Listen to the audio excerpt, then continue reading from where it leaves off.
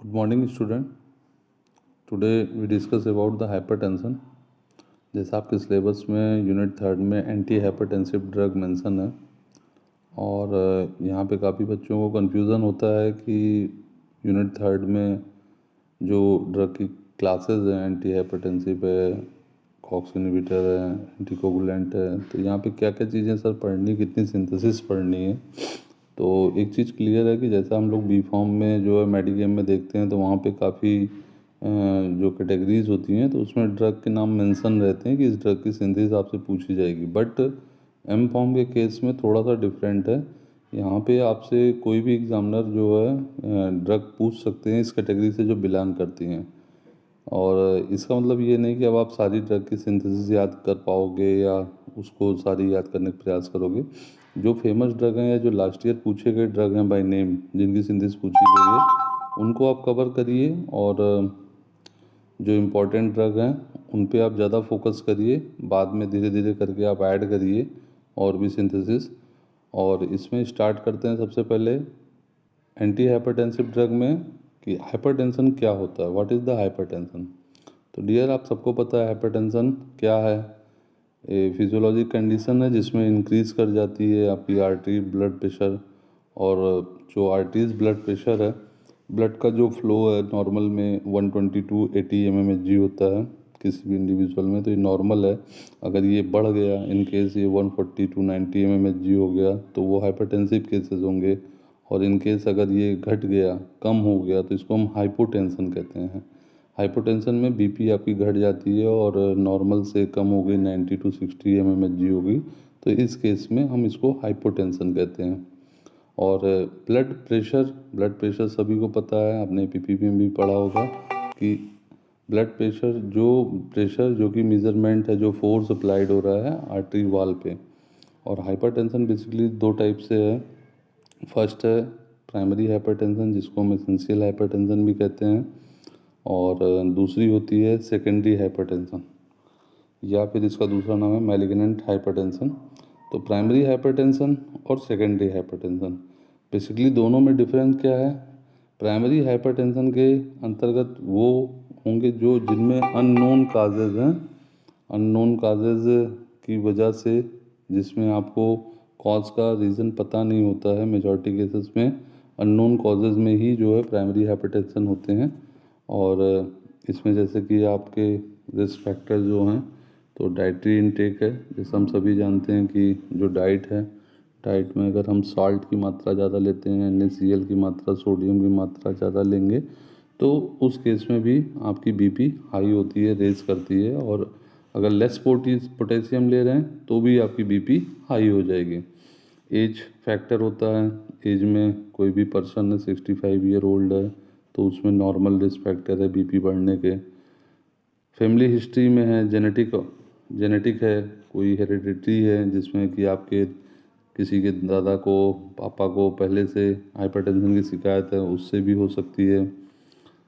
Next, अगर हम as में बात करें तो फीमेल में मेल के कंपैरिजन में कम होता है, मेल में ज़्यादा केसेस होते हैं हाइपरटेंशन के इन कंपैरिजन टू फीमेल में। और आपका नेक्स्ट है जैसे ओबेसिटी हो गई, ओबेसिटी मोटापे की वजह से भी हाइपरटेंशन होता है।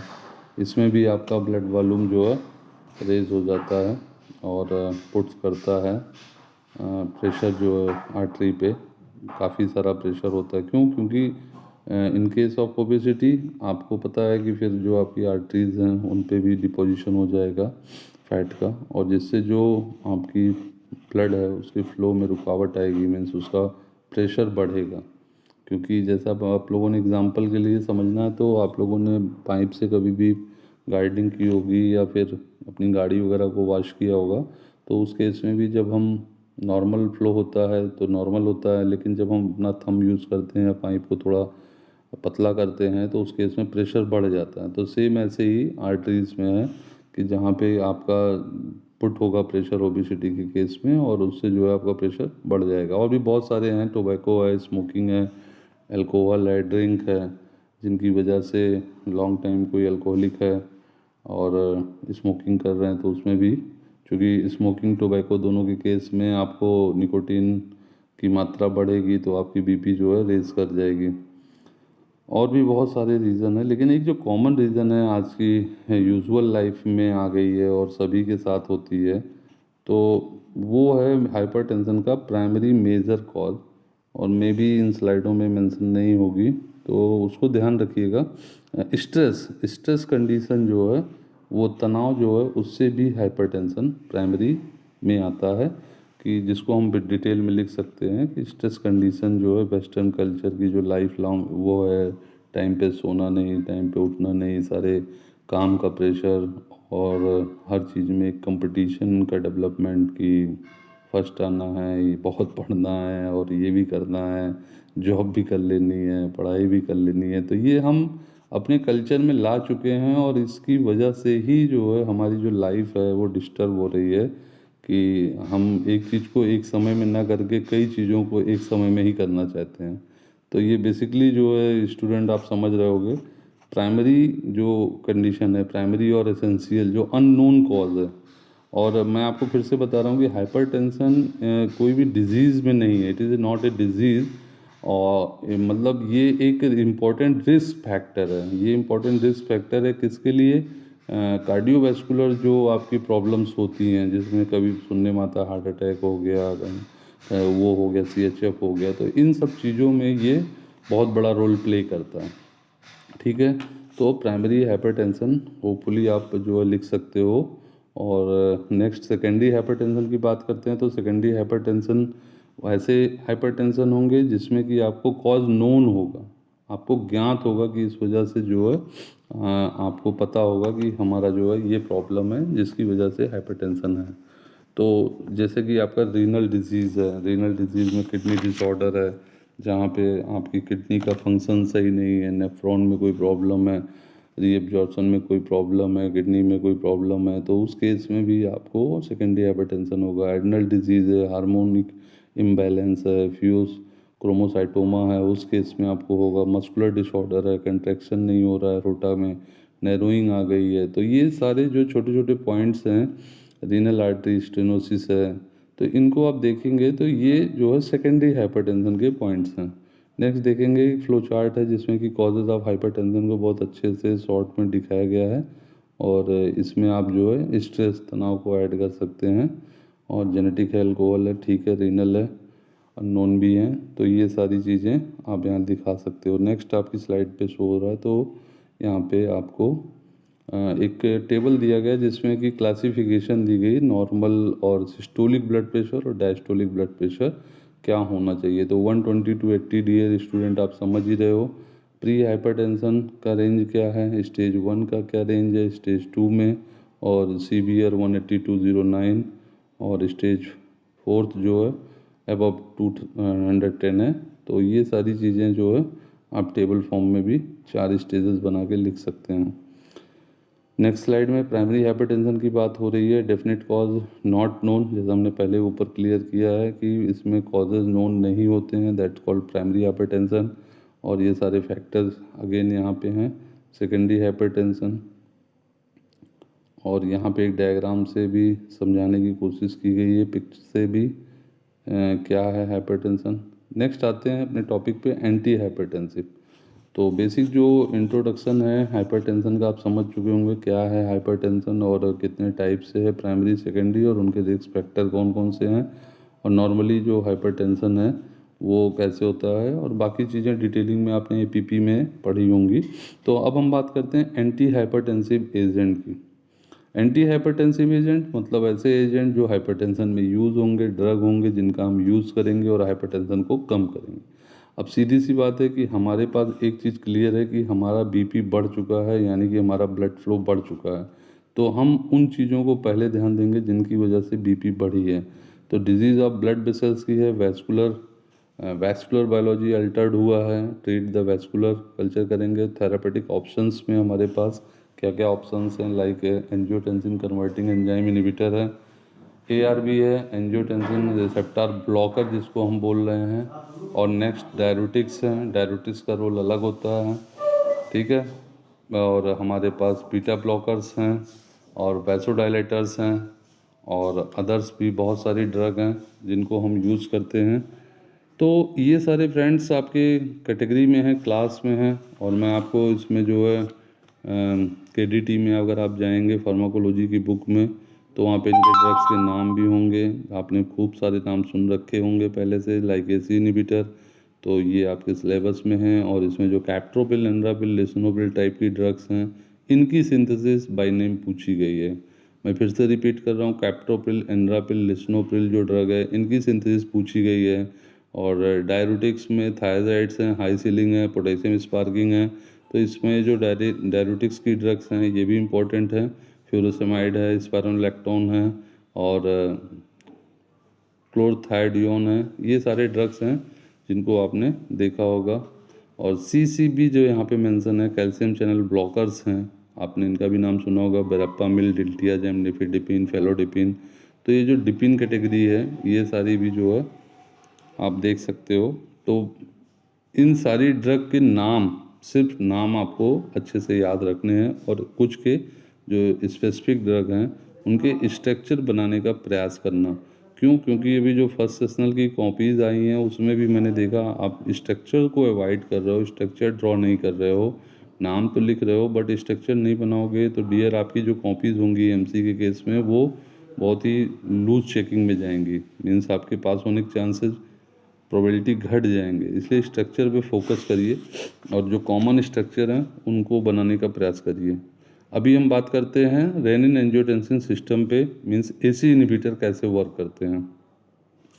AC इनहिबिटर के लिए सबसे पहले आपको यहाँ पे दो टेबल दिख रही हैं। एक तो एंजियोटेंसिनोजन जो है वो कहाँ से आता है, रिलीज होता है, लीवर से आता है।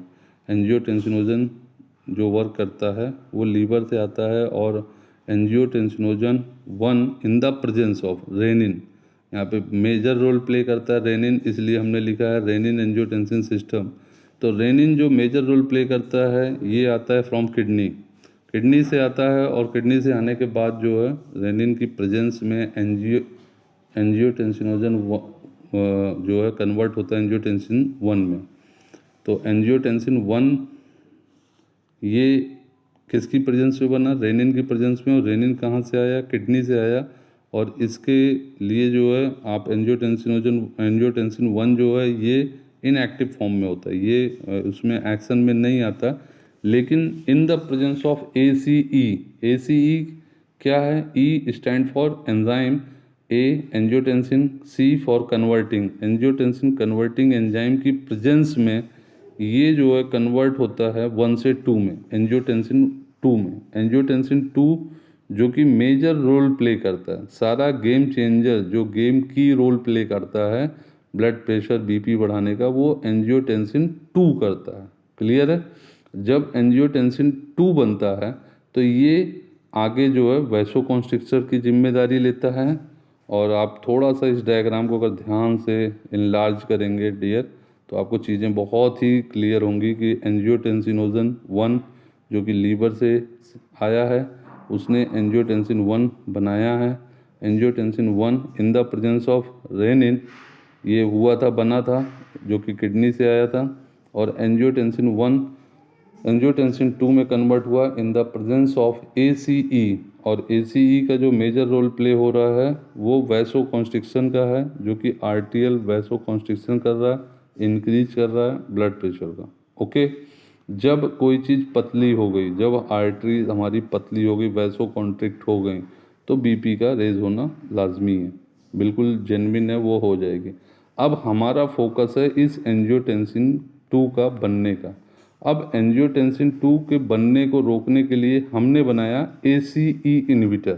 और AC इनहिबिटर जो वर्क करता है वो यहीं पे करता है, वो लंग से और किडनी से आए हुए ACE को ब्लॉक करता है, और ब्लॉक करके वहाँ पे वो अपना एक्शन शो करता है और एंजियोटेंसिन 2 का बनना बंद करता है। ओके, अब एंजियोटेंसिन 2 के बनने के बंद होने की वजह से यहाँ पे स्टूडेंट वैसोकॉन्स्ट्रिक्शन कम होगा, जिससे कि BP रुकेगी, मतलब BP आपकी नॉर्मल रहेगी, प्रेशर जो होगा वो बढ़ेगा नहीं।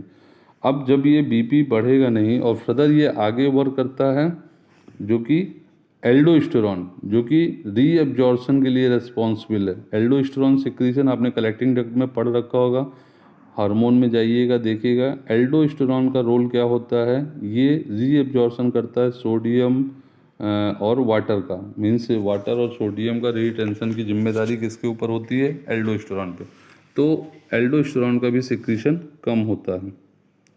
तो इस फ्लो चार्ट के थ्रू आप समझ सकते हो कि ब्रैडिकाइनिन जो कि इनएक्टिव फ्रेगमेंट्स है, और उसके थ्रू ये जो है आपका एंजियोटेंसिनोजन 2 एंजियोटेंसिन 2 बनना जो है बंद होता है, जिससे कि आपका ये रोल प्ले करता है। तो in case of anti hypertensive agent AC inhibitor की कैटेगरी में आप ये फ्लो चार्ट डायग्राम बना सकते हैं, एक्सप्लेन कर सकते हैं। फर्दर हम आते हैं इनकी केमिकल क्लासिफिकेशन में। केमिकल क्लासिफिकेशन जब भी आपको लिखना होगा, आप क्लासिफिकेशन नाम ड्रग का लिख सकते हो एसी इनहिबिटर के आगे, लेकिन फिर हम आते हैं केमिकल क्लासिफिकेशन में, जहाँ पे आपको सल्फाइड्रिल, कैप्टोप्रिल, डाइकार्बोक्सिलेट, एंडापिल, लिस्नोपिल और फॉस्फेट में फोसिनोपिल, ये 3 कैटेगरी एसी इनहिबिटर में ये क्लासिफिकेशन देनी होगी। और ये इनके तीनों के स्ट्रक्चर हैं जिनको आप पढ़ने का प्रयास करिएगा। इन केस ऑफ कैप्टोप्रिल की अगर हम बात करें, तो कैप्टोप्रिल जो होता है ये एक तरीके से पोटेंट एसी इनहिबिटर है, और एंजियोटेंसिन 1 का 2 में बनना बंद करता है, ये हो गई नॉर्मल बात। लेकिन अगर इसको हम देखें तो इसमें जो स्ट्रक्चर दिख रहा है आपको, स्ट्रक्चर में इसमें एक तो आपको जो प्रोलिन मोइटी पे यहाँ पे दिख रहा है, प्रोलिन मोइटी पे कार्बोक्सिलिक एसिड लगा हुआ है, और सेकेंडरी आपके पास थायोल कंपाउंड है। थायोल जो है वो थायोल ग्रुप अटैच है, जो कि इन्हेंस करता है किसको, binding to the zinc ion of ACE. जो बाइंडिंग है जिंक आयन से वो इन्हेंस करता है, और इसका थोड़ा सा डिस्क्रिप्शन आपको यहाँ पे मिलेगा सार में। Sulfhydryl group lead to shorter duration of action, group that bind to zinc ion essential for stabilization. जब हमने बताया था कि कोई भी ड्रग है, ड्रग जब तक रिसेप्टार से नहीं मिलेगी, ड्रग रिसेप्टार से मिलेगी और तब ड्रग रिसेप्टार कॉम्प्लेक्स बनेगा, उसके बाद फर्दर वो अपना एक्शन शो करेगा। तो जो आपकी ड्रग है सल्फाइड्रिल ग्रुप में जो आपका कैप्टोप्रिल ड्रग है, कैप्टोप्रिल ड्रग में जो आपका एसएच थायोल लगा हुआ है और जो प्रोलिन मोइटी पे कार्बोक्सिलिक एसिड का अटैचमेंट है, ये मेजर रोल प्ले करता है आपकी एसी इनहिबिटर में बाइंड होने के लिए। अच्छा, इसी में आपको हमने यहाँ पे डिस्कस किया था एटी ब्लॉकर के लिए। एटी ब्लॉकर जो कि एंजियोटेंसिन कन्वर्टिंग एंजाइम ब्लॉकर हैं, सॉरी आई थिंक स्लाइड आगे हो गई है। एंजियोटेंसिन कन्वर्टिंग एंजाइम, जब आप क्लासिफिकेशन में एटी ब्लॉकर देख रहे थे, तो AT receptor blocker like losartan, candesartan, irbesartan और भी बहुत सारे सार्टन है, टल्मीसार्टन, तो वो क्या करते हैं कि इस एंजियोटेंसिन 2 को भी तो किसी रिसेप्टर पे जाके बाइंड होना है। ये जो एंजियोटेंसिन 2 है, ये जाके एंजियोटेंसिन रिसेप्टर 81, 82 से बाइंड होती है, और तब ये अपना एक्शन शो करती है। अब अगर हमने अपनी ड्रग को बाइंड कर दिया और हमने एटी ब्लॉकर बनाए लाइक जो है लोसार्टन और अर्बिसार्टन, तो ये ब्लॉक कर दिया इस साइट को। तो जब यहाँ पे हमारी ड्रग बाइंड हो जाएगी, तो उस केस में हमारा जो एंजियोटेंसिन है 2, इसके लिए कोई जगह नहीं बचेगा, और जब ये यहाँ पे बाइंड नहीं हो पाएगी तो ये फर्दर एक्शन नहीं शो कर पाएगी। तो एक्शन नहीं शो कर पाएगी, तो उस केस में हम या तो इसके बनने को रोकें, that's responsible ACE, angiotensin converting enzyme inhibitor. तो एसीई जो है कैप्टोप्रिल, एंडापिल, वो एंजियोटेंसिन 2 को बनने को रोकता है, और eighty inhibitor like angiotensin receptor blocker, तो वो इसको ब्लॉक होने के लिए इस साइट को पिक कर लेता है, इस साइट पे आके बंध जाता है। ओके, तो ये 2 क्लास की जो है वो मैं आपको इसमें बता रहा हूँ। और इसके बाद सिंथेसिस दी हुई है यहाँ पे कैप्टोप्रिल की। कैप्टोप्रिल इम्पॉर्टेंट ड्रग है, तो डियर इसको एक बार ट्राई करिए लिखने की। 2-मिथाइल 2 प्रोपियोनिक एसिड के साथ में ये रिएक्शन स्टार्ट होती है in presence of HCl, means acidic form में। तो इसकी जो मैकेनिज्म है यहाँ पे दी है, हालांकि ये मैकेनिज्म छोटी है, हम आपको और भी डिटेलिंग इसकी जो है विल्सन गिलसोर्ड में दी हुई है, तो उसकी जीरोक्स भी मैं आपको सेंड करूँगा इसी के साथ, उसको भी देखिए। और एसी इन्वर्टर की कुछ ड्रग यहाँ पे मेंशन है। इतनी ड्रग हैं, नाम के लिए ठीक हैं, बट स्ट्रक्चर और सिंथेसिस के लिए नॉट पॉसिबल है। तो 2-1 ड्रग आप हर क्लास की याद करने की कोशिश करिए। एंजियोटेंसिन रिसेप्टर एंटागोनिस्ट जैसे हमने बताया, अरबीसार्टन, कैंडीसार्टन, ये है लोसार्टन है, इसको आप देख सकते हैं। और फर्दर जो है इसका जो एंजियोटेंसिन रिसेप्टर ब्लॉकर है, ब्लॉकर का एक्शन आप शायद समझ चुके होंगे कि ये एंजियोटेंसिन 81, 82 को ब्लॉक कर देती हैं, जिसमें वलसार्टन, टल्मीसार्टन, कैंडीसार्टन, लोसार्टन, अरबीसार्टन है। तो इनको जो है आप वहाँ पे जो है मेंशन कर सकते हैं। आई थिंक जो है यहाँ तक आपका वीडियो थोड़ा सा लंबा हो रहा है, तो मैं अब नेक्स्ट वीडियो में आपको डाययूरेटिक्स के बारे में बताऊँगा। थैंक यू दोस्त।